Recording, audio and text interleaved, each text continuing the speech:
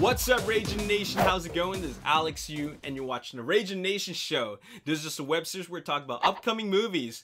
In this episode, we're going to talk about the future of the Fast and Furious franchise. What's next? What's going to happen after the 8th film that we've just seen? We're going to talk about that in this episode. First thing I'd like to do is do a box office update for the Fate of the Furious. I checked out Fate of the Furious. I really enjoyed it. It was completely mindless, and I had no idea that it was going to make this kind of money. I mean, I had an idea that it was going to make a ridiculous amount of money, but it's doing quite extraordinary. And I should have expected that, but let's just put things in perspective.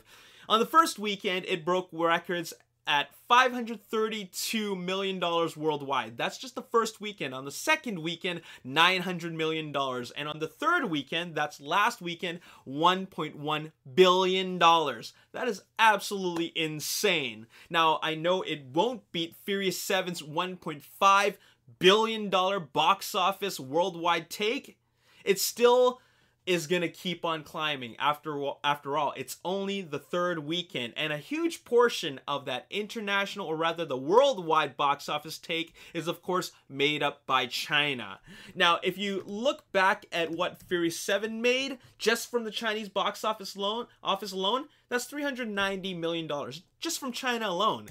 Now, from Fate of the Furious, at the third weekend, we're at $373 million, which means that there's a huge potential for the Chinese box office take to actually outdo the previous film, which is absolutely insane.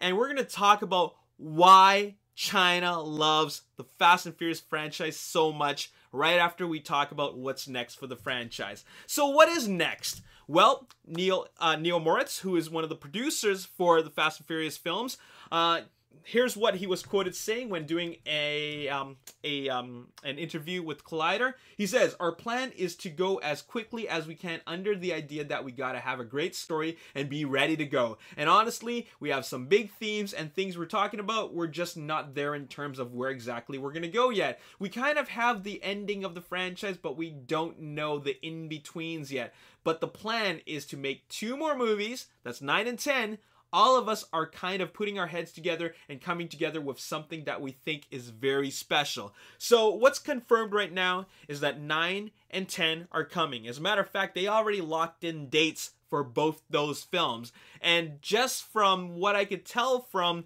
the Fate of the Furious, Charlize Theron's character is coming back.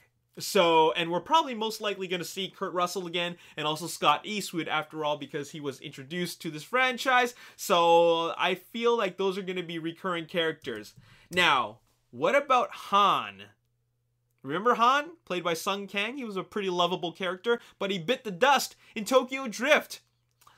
Well, there is more to Han than meets the eye. Justice for Han. I think you'll learn a lot more about it, and I don't know if that hashtag will be the appropriate one to put on it down the road, but I can tell you this, we will definitely be talking more about Han. Now, how are they going to talk about Han? He was killed in Tokyo Drift, and they brought him back in Fast 5 and Furious 6, but we know that he was killed off by Jason Statham's character, Deckard Shaw. Right? So, how are they going to bring him back? And I think the only way to really bring him back is to do a little bit more prequels, backstory, more films that involve, or rather take place before the time of his death. And that is totally doable, because it looks like they're actually going to start spinning off this franchise. They're kind of making a cinematic universe out of it. Not just planning future sequels, but a cinematic universe because of this headline right here from Deadline. Universal revs Fate of the Furious spin-off for Dwayne Johnson and Jason Statham. A spin-off is happening with or without Dominic Toretto. They're bringing in the Hobbs character and the Deckard character together in a single film. Here's what he had to say. "The idea is for Johnson's U.S. diplomatic security agent Luke Hobbs to form an unlikely alliance with Statham's Deckard Shaw for a movie that could conceivably be made while they are figuring out the next Fast film." Whoa, this is insane. While 9 and 10 could be in production, they could actually be making these other films. And I'm talking about these spin-off films. It's kind of like how Star Wars has episodes 7, 8, and 9, but they have the spin-off films. They can totally do that. And if they do it, I'm there. I freaking love this franchise. I think it's silly as hell. It's completely mindless. And it's actually a very rare type of action movie franchise that is just so pleasing. It's dumb, but it's pleasing. I always come out having lots and lots of fun. And that brings me to what I'm here to talk about next. And that is, why do these films make so much money? And why does China love the Fast and Furious franchise so freaking much? Well, I'll tell you why. Okay? First of all, this franchise, after Fast 5, obviously took a new direction and it became a well-rounded action film franchise. And by well-rounded, I mean it just wasn't about cars. It wasn't just about car chases and car races. It was about everything. It's an action film franchise that has everything from hand-to-hand fighting, from gunfights to car chases to what else? What else do we got? Foot chases, even. And also, we got a lot of testosterone, such as nice cars and sexy ladies. You know what I'm saying? So it's got a lot of everything that like an action junkie could want. And the Chinese market, I'll tell you, the Chinese market has always been about action. And you're probably thinking, wait a minute, there's a lot of big action franchises out there. How come they don't love those franchises? Or how come they don't give the same amount of love that they have for the Fast and Furious franchise to other franchises like James Bond or Jason Bourne or Mission Impossible? Well, there's a really good reason for that, and that is because these films are, not only are they spectacular and completely over the top, they speak a single language, and that is action. Just straight up mindless action. You don't even have to understand English. It's complete non-stop mindless action, and you don't even need to know the story. You just watch everything that's put in front of you, and then you just enjoy it. And these are the types of films that Chinese people love. And this goes all the way back to the 70s. I'm talking about when Jackie Chan was in his prime in the 70s, the 80s, and 90s. They actually, in Chinese filmmaking, they actually put way more effort into making the action. They would spend months making the action and only 2 weeks filming all the dialogue and story scenes, because action is what drives the story in Chinese films, in Hong Kong films, especially in the Hong Kong action cinema. So that's why the Chinese market, they love the Fast and Furious franchise so much as of now, because it's just such a universal type of language that the movie speaks. So you're probably thinking, what about James Bond? What about Mission Impossible? What about Jason Bourne? Well, those are spy movies, and spy movies have a lot of dialogue in them, and you have to understand the story, and they're not always completely action-packed. There's a lot of time between action sequences, and it's just not good enough for them. I know that sounds really bad, but it's just not good enough for them. In Fast and Furious franchise, you got a tank, you got a nuclear sub, you got guys flying around in freaking like jet packs. Okay, that is ridiculous. But that's what the Chinese market loves to see, and that's why they've given them nearly $400 million in the international box office, in their Chinese box office alone. Okay, so I hope you guys understand. Like, by now, after I put out this explanation, I hope you guys understand. Now, this franchise actually is comparable to Michael Bay's Transformers franchise, because they are, once again, also heavily marketed in China. But like I said before, the Transformers films are a type of film that Chinese people also love as well. Robots fighting. It's completely mindless. You don't really have to understand the story.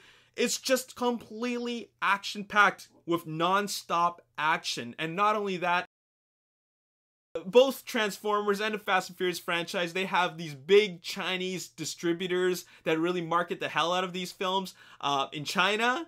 And so therefore, they have a lot of backing from China, and that's why it makes so much freaking money. So if if Fast and Furious and Transformers don't make as much money in like North America domestically, they will definitely make a hell of a lot of money in China.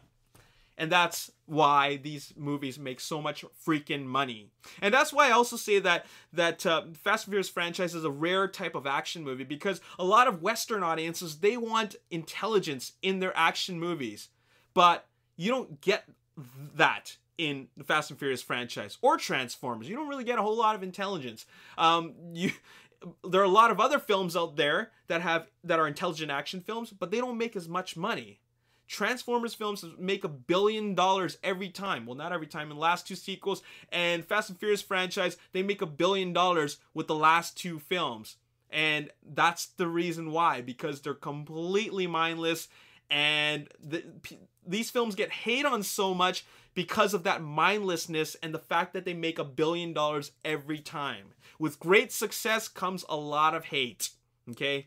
But what does it matter? I don't really care. I'm just here to watch movies that entertain the hell out of me, and these films really give me that form of entertainment. And you can say whatever you want about me as an audience, but movies were always meant to entertain, and that's what they do. So there you have it. That's all I gotta say in this episode. I spent a lot of time making that explanation, but you know, I just really wanted to make that commentary because I've been reading a lot on social media, and people comment with so much hate towards these films, and you know, I for a point I didn't really understand it, but now I really understand it. It's just because, you know, it's a film that people feel that doesn't really deserve all that money, but when you look at the bigger picture, this is the most easiest and most accessible type of film there is in the market. And it truly is. It's universally acceptable in terms of, you know, like it being like a really entertaining ride. That's all it is. Anyways, that's all I gotta say in this episode. I hope you guys enjoyed it, and there will be more episodes, and I will be watching Guardians of the Galaxy next, so stay tuned for that review. And as always, if you enjoyed this review and you want to see more, hit the like button, subscribe to YouTube channel, like me on Facebook, The Ragin Nation. Also follow me on Twitter, Ragin Nation. My name is Alex. Thanks for watching. I'll see you next time. Peace. 8 times I dozed off, and I was awoken just because a gun went off again. And for a 70-minute shootout, you don't have